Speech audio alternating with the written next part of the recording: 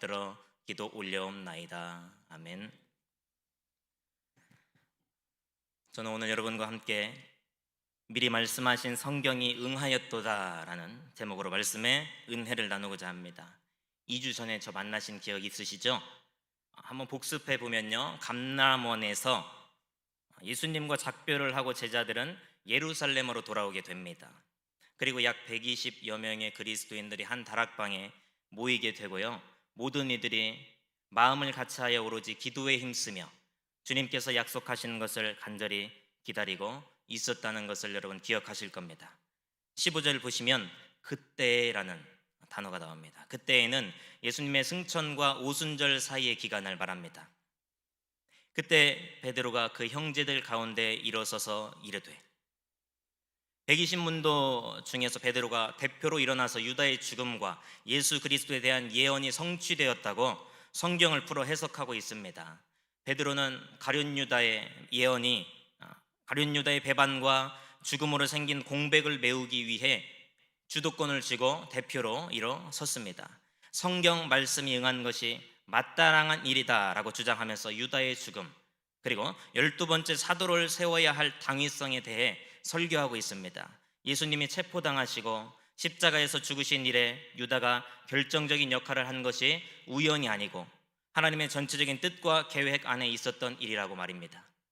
16절에 성령이 다윗의 입을 통하여, 그리고 미리 말씀하신 성경이 응하였으니 마땅하도다라는 말씀이 이 사실을 증명해 줍니다. 대표적으로 시편이 메시아의 출현과 그가 순환당하실 것을 예언했습니다. 예를 들면 시편 41편 9절은 내가 신뢰하여 내 떡을 나눠 먹던 나의 가까운 친구도 나를 대적하여 그의 발꿈치를 들었나이다. 아멘. 매일 함께했던 가까운 친구 유다가 예수님을 팔아넘긴 것입니다. 신약에서도 예수님은 요한복음 17장 12절에서 분명히 언급하셨습니다. 제자들을 위해 기도하시면서 뭐라고 하셨습니까? 그 중에 하나도 멸망하지 않고 다만 멸망의 자식뿐이오니 이는 성경을 응하게 함이니이다. 아멘. 또한 마태도 그가 기록한 마태복음 27장 9절과 10절에서 구약 성경을 인용했습니다. 유다가 배반에 대한 대가로 돈을 받고 그 돈으로 밭을 구입했다는 증언을 위해 마태는 구약에서 두 본문을 끌어왔습니다. 하나는 스가랴 11장 12절에서 13절이고요, 다른 한 본문은 예레미야 18장 2절에서 4절까지입니다.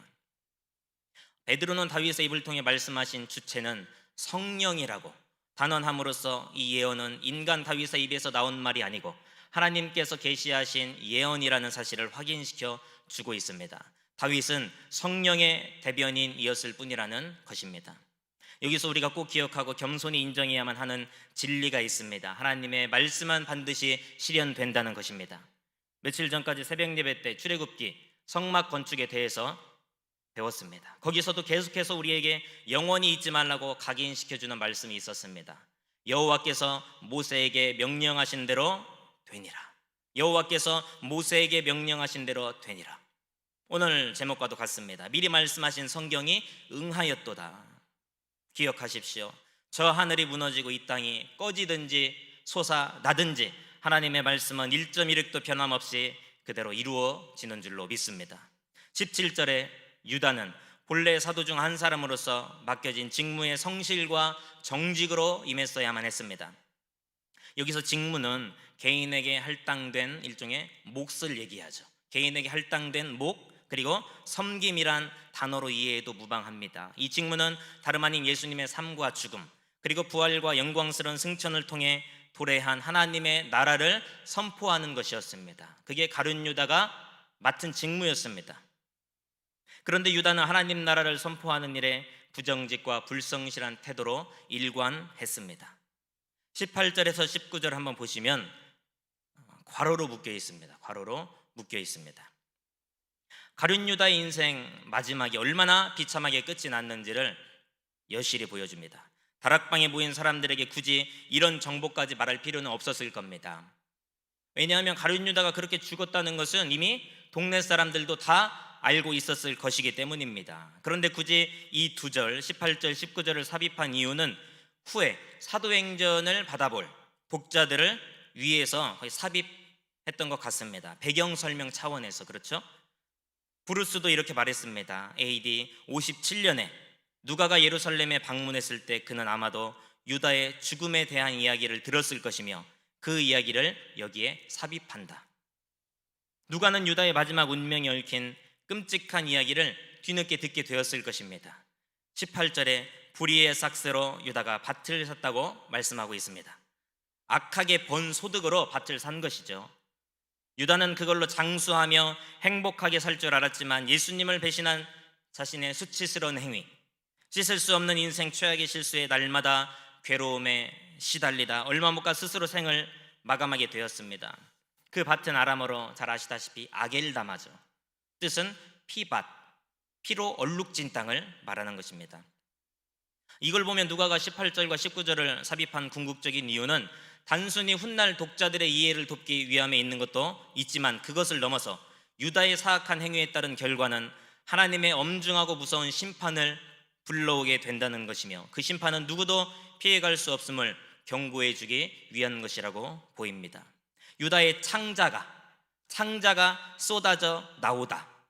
생각만 해도 끔찍하죠. 창자가 쏟아져 나오다에 해당하는 동사는 사도행전 2장 17절에서 성령이 부어지는 것을 기술하는 데 썼던 단어와 동일합니다. 에크케오라는 단어인데요, 창자가 쏟아져 나온다 할 때도 에크케오를 썼고 성령이 부어진다 할 때도 이 동사를 썼습니다. 전혀 다른 상황 아닙니까? 창자가 쏟아지는 것과 성령이 부어지는 것.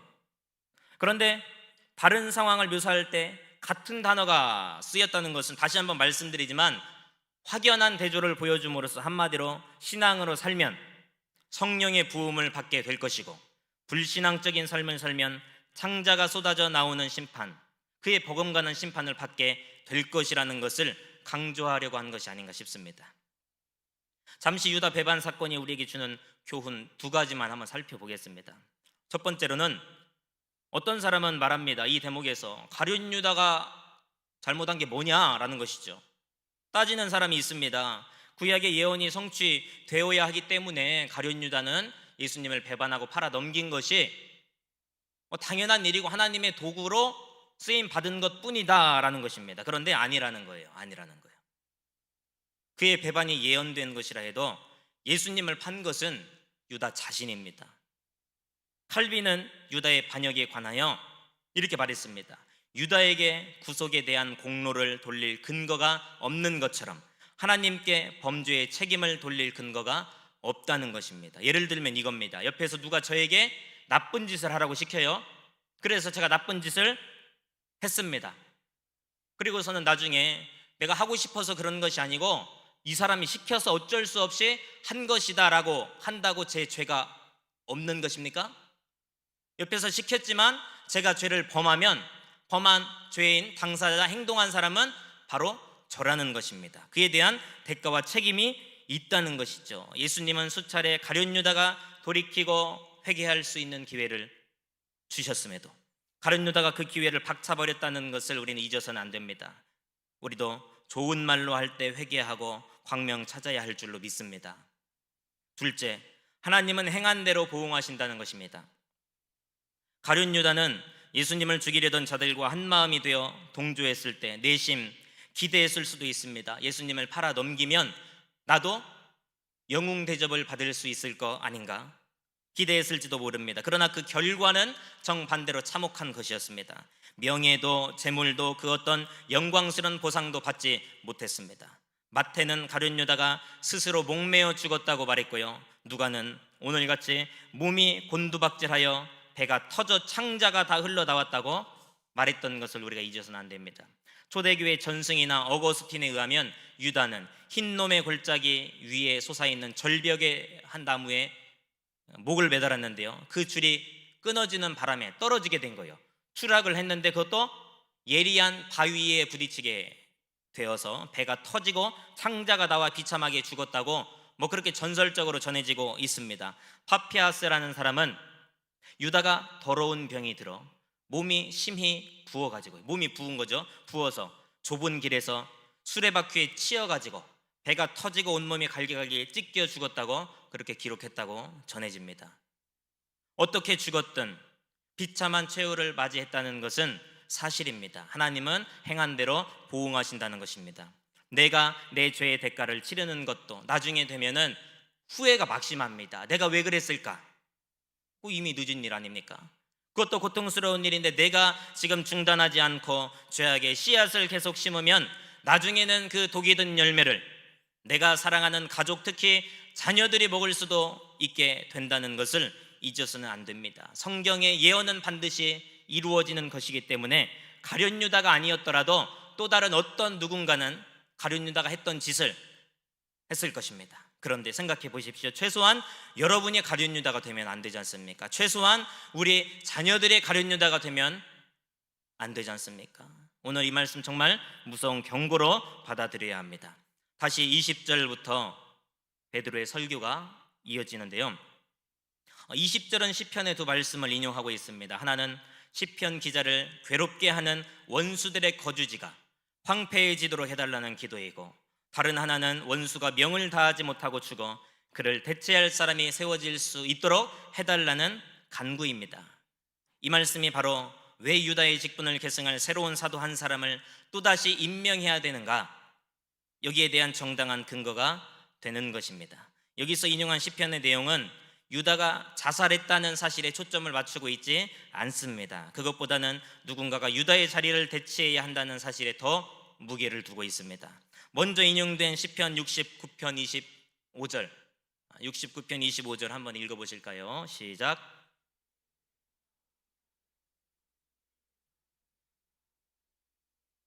아멘. 시편 69편은 여호와를 향한 신뢰를 선언하는 일종의 항변과 탄원의 시로 알려져 있습니다.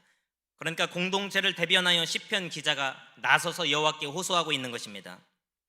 69편을 보시면 아시겠지만 다윗은 원수들의 눈이 어두워 보지 못하게 해달라고, 허리가 항상 떨리게 해달라고, 주의 맹렬한 분노를 그들 위에 부어주시라고, 그들을 생명책에서 지워달라고 하는 등 악한 세력들이 공동체에 발도 붙이지 못하도록 제거해달라고 무섭게 기도하고 있습니다. 가룟 유다에게 이 시편의 예언은 그대로 적용된 것을 우리가 기억해야 합니다. 유다는 예수님을 배반한 후 자살하여 거처가 황폐하게 되었고요, 공동체에서 영원히 떨어져 나가고 말았습니다. 두 번째로 인용된 시편은 109편 8절입니다.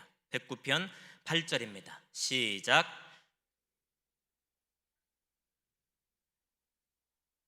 아멘. 시편 109편은 보응과 보복을 위한 시입니다. 이 시 또한 원수를 향하여 무서운 저주를 퍼붓고 있습니다. 이를테면 제가 한번 찾아봤습니다. 여러분 댁에 가서 한번 보세요. 그가 심판을 받을 때 죄인이 되어 나오게 하시며 그의 기도가 죄로 변하게 하시며 그의 자녀는 고아가 되고 그의 아내는 과부가 되며 그의 자녀들은 유리하며 구걸하고 그들의 황폐한 집을 떠나 빌어먹게 하소서. 그의 자손이 끊어지게 하시며 후대에 그들의 이름이 지워지게 하소서 등등 일부분에 불과합니다. 여러분 어떠십니까? 이 말씀을 듣고 무서워서 사지가 바르르 떨리는 게 정상입니다. 여러분 아무렇지도 않으신 것 같아요. 극히 일부분이에요. 댁에 돌아가셔서 109편을 한번 읽어보십시오. 차마 입에 담지 못할 끔찍한 저주들이 얼마나 많이 나옵니까? 남 얘기가 아닙니다. 언제든 우리의 이야기가 될 수 있음을 명심해야 합니다. 그의 직분을 타인이 취하게 하소서. 여기서 직분은 책임이 있는 위치를 말합니다. 직분, 여러분 직분 있으시죠? 책임이 있는 위치. 직분에는 책임이 따른다는 것입니다. 여러분 중에 혹시 직분에 목말라 하는 분 계십니까? 무서운 겁니다. 직분은 벼슬도 특권도 아닙니다. 책임 못 질 것 같으면, 덕을 쌓지 못할 것 같으면 직분을 받지 않는 게 오히려 낫습니다. 나중에 하나님 앞에 설 때 우리는 개인별로 맡겨진 직분에 따라 몇 달란트를 남겼는지 하나님께서 한 사람씩 세워놓고 계수하실 것입니다. 21절과 22절을 함께 읽겠습니다. 21절과 22절입니다. 시작.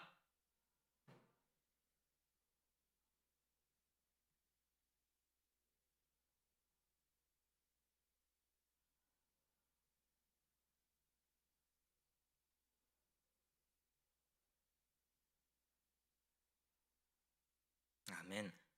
가룟 유다의 계승자가 갖추어야 할 본질적인 자격에 대해 말하고 있습니다. 이 자격은 반드시 갖춰져야만 했는데 세례 요한이 활동하던 시기부터 예수님께서 승천하신 날까지 예수님과 다른 사도들과 함께 다닌 제자여야만 했고요. 또 예수님의 사역과 부활도 두 눈으로 목격한 자라야만 했습니다. 23절 한번 보십시오. 이제 본격적으로 사도들은 자격 요건에 충족된 사람 둘을 후보로 내세웁니다. 이 둘도 제가 봤을 때는 아마 많은 후보자들 중에서 추린 결과였을 것입니다. 사람 하나 세우는 거 보통 일이 아닙니다. 이상한 건 예수님의 친형제들 중에서는 한 사람도 여기 후보 명단에 오르지 못했다는 겁니다.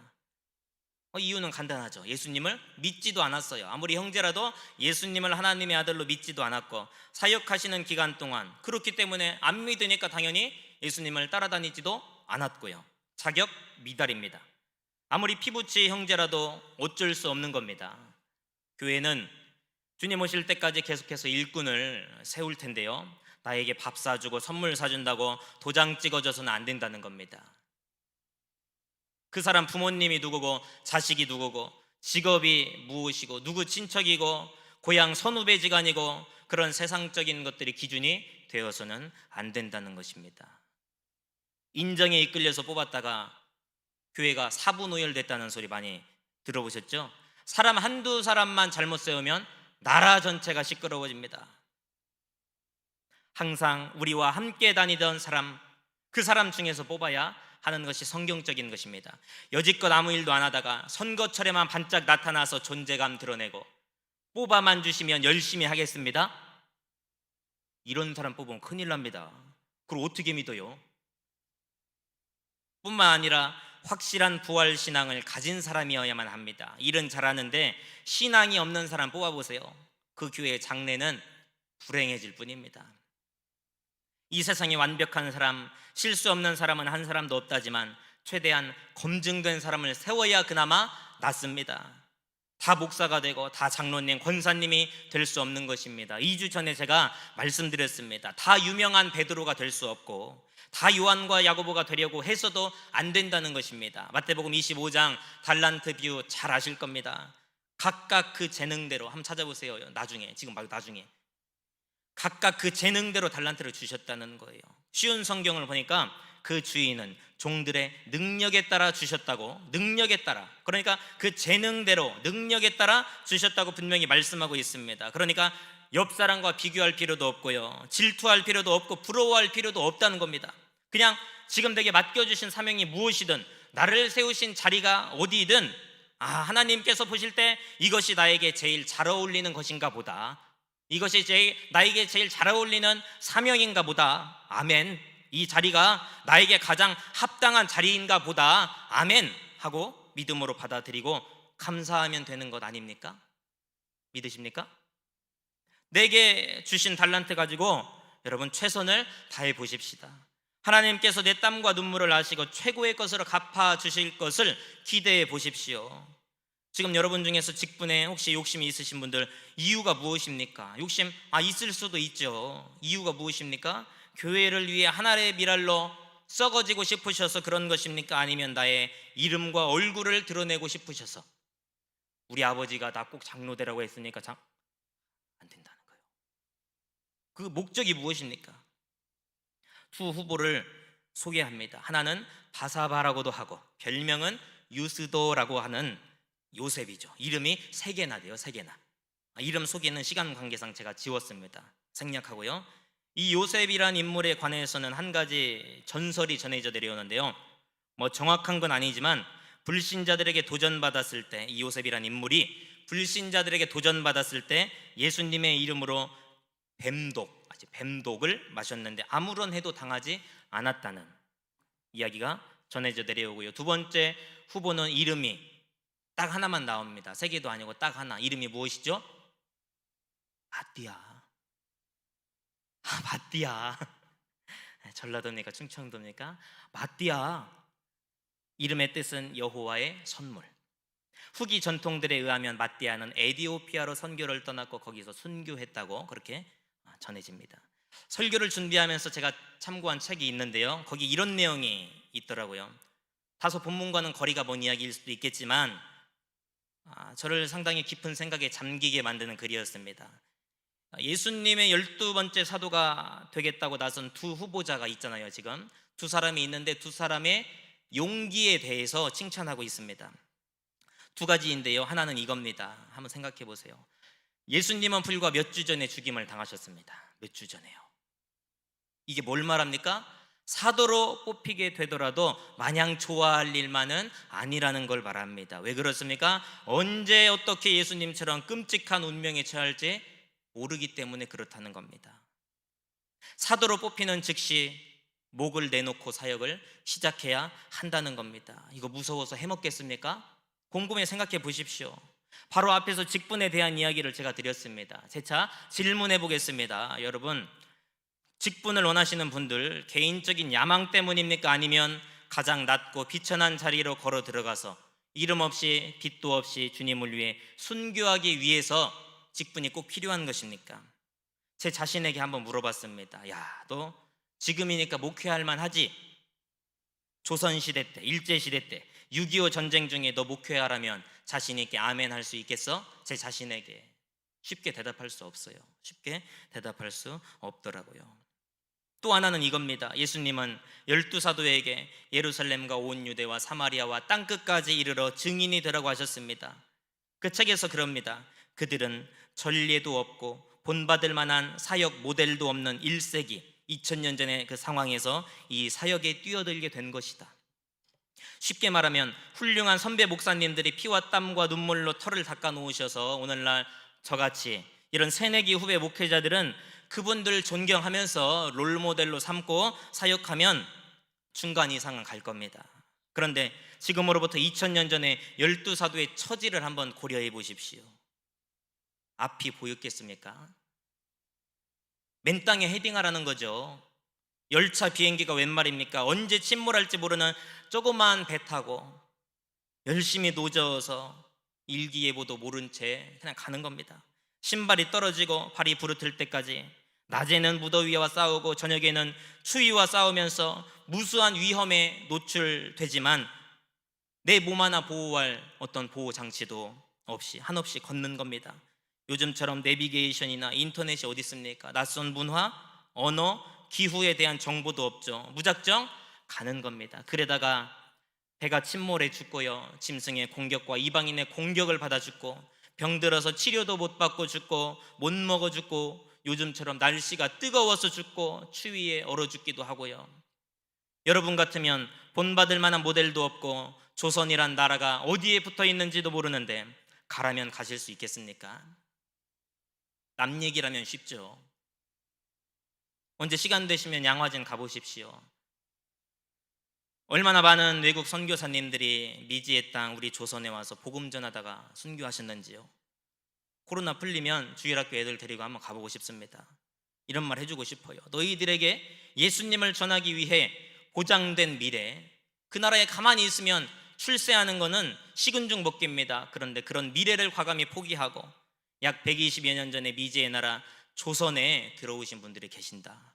그들은 너희들에게 성경을 전해주고 영생을 전해주고 이 땅에서 아무 보상도 받지 못하고 영광도 누리지 못한 채 전염병과 핍박과 현실의 어려움과 싸우다가 니들이 서 있는 여기에 묻히셨다. 알려주고 싶어요. 모범적인 직분자의 모델이 바로 이런 거 아니겠습니까? 저 같으면 사도 후보로 저를 지명한다고 해도 제가 핑계란 핑계 다 대면서 저 못합니다라고 했을 거예요. 이런 점에서 보면 사도가 되든 안 되든 뽑히든 뽑히지 않든 두 사람의 용기는 실로 대단한 것이라 할 수 있습니다. 이제 두 후보를 놓고요, 다락방에 모인 신자들은 하나님께 무엇을 합니까? 기도합니다. 지난번에 14절 보셨잖아요. 다락방에 모인 120여 명의 성도들이 마음을 같이하여 오로지 기도에 힘쓰더라. 한 마음으로 끈질기게 기도했다는 것입니다. 인간적인 생각이 조금이라도 들어가면 안 되므로 깊은 기도가 필요했습니다. 하나님께서 택하신 자를 보여주시옵소서. 잠잠히 기도하며 인내해야만 했습니다. 우리도 이렇게 기도해야 합니다. 어떤 결과가 나오더라도 순종하기로 작정하고 기도해야 합니다. 그런데 사실 하나님의 주권적인 섭리를 인정하지 않는 사람이 이런 기도를 드린다는 건 불가능합니다. 조금 기도하다가 인내심의 한계에 부딪혀 포기하고 그냥 내 생각으로 결정해버리는 그런 조급함이, 그런 교만함이 우리 안에 다 있는 것입니다. 물론 기도한다고 하나님께서 누구를 뽑아야 된다, 네가 갈 길은 이곳이다, 신비한 방법으로 알려주시는 경우는 거의 없잖아요. 답답한 경우도 있어요. 그럼에도 기도해야 하는 이유는 우리가 어리숙해서 실수로 잘못된 결정을 내릴지라도 기도해야 하나님께서 불쌍히 여겨주시고 그것을 선으로 바꿔주실 것이기 때문입니다. 기도도 안 하고 인간적인 생각으로 결정해 보십시오. 하나님께서 우리를 보실 때 뭐라고 하시겠습니까? 그래, 니들 똑똑하다, 책임도 니들이 져라, 이러시지 않겠습니까? 더불어 충분히 기도하고 선출해야 기대와는 다른 결과가 나오더라도 공동체가 시험에 들지 않을 수 있습니다. 어떻게 기도했습니까? 뭇 사람의 마음을 아시는 주여, 이 두 사람 중에 누가 주님께 택하신 바 되어 봉사와 미 사도의 직무를 대신할 자인지를 보이시옵소서. 유다는 이 직무를 버리고 제 곳으로 갔나이다. 아멘. 뭇 사람의 마음을 아시는 주여, 하나님을 모든 상황과 환경을 초월하시고 실수가 없으시며 사람의 마음까지 감찰하시는 분이라고 고백했습니다. 베드로도 청빙위원회도 아닙니다. 추천서, 이력서, 자기소개서, 면접 다 중요합니다. 그렇습니다만 그걸로 사람의 속내를 알 수 없기에 하나님께 모든 것을 맡긴 것입니다. 그 다음에 이 두 사람 중에 누가 주님께 택하신 바 되어, 제비는 사람이 뽑지만 그 결과는 하나님의 작정하심, 즉 하나님께서 택해 주시는 것으로 알고 순종하겠다는 겸손한 기도입니다. 유다의 대체자를 세우는 일은 인간이 하는 것이 아니고 오직 주님께로부터 택하심을 받아야만 하는 이름을 인정하면서 잠언 16장 33절의 말씀처럼 제비는 사람이 뽑지만 실상 제비를 뽑으신 분은, 주체는 하나님이시라고 기도한 것입니다. 히브리 역사에서 제비 뽑기 방식은 둘 중에서 한 사람을 결정할 때 매우 적절하면서도 신성한 방법으로 통했습니다. 브루스 월케라는 학자는 제비에 대해 이렇게 설명했습니다.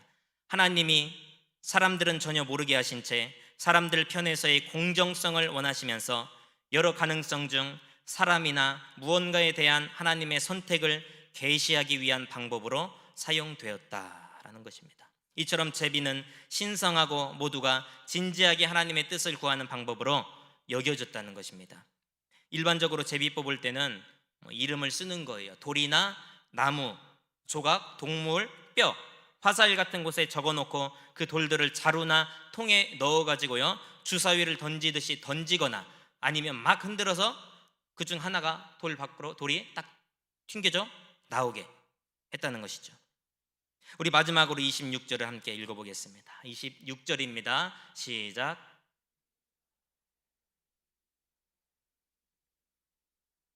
아멘. 제비 뽑기의 결과는 이름이 3개나 되는 요셉이 아닌 마띠아였습니다. 내심 요셉이 뽑히기를 간절히 원했던 사람들도 있었을 것입니다. 그러나 공동체는 마띠아가 뽑혔다고 실망하거나 불평하지 않았습니다. 왜 그렇습니까? 기도하고 뽑았기 때문에, 하나님의 결정하심이라고 믿고 순종했던 것입니다. 이와 같은 모습이 바로 성령을 기다리며 모두가 하나 된 모범적이고도 건강한 공동체의 모습 아니겠습니까? 떨어졌다고 소위 쪽팔려 할 필요도 없습니다. 떨어질 수도 있죠.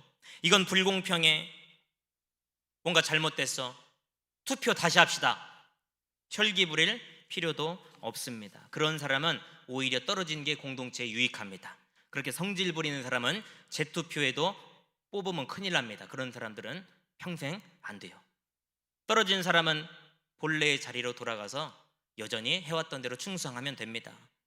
이로써 사도들의 수는 12로 회복되었습니다.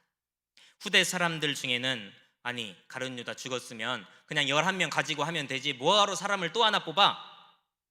조금만 기다리면 사도 바울이라는 인물이 세워질 텐데 그럼 12명 되지 않냐? 반발하는 사람도 있습니다만 따라할까요? 모르면 가만히 있자. 따라할까요? 모르면 가만히 있자. 바울도 위대한 사도이지만 예수님과 함께 다닌 적은 없잖아요. 부활을 눈으로 직접 목격한 적이 있습니까? 없습니까? 없어요. 그렇기 때문에 가룟 유다를 대체할 계승자의 후보로 바울은 합당하지 않아, 부적격자였다는 것입니다. 말씀을 맺겠습니다. 오늘 3가지만 기억하시면 좋겠습니다.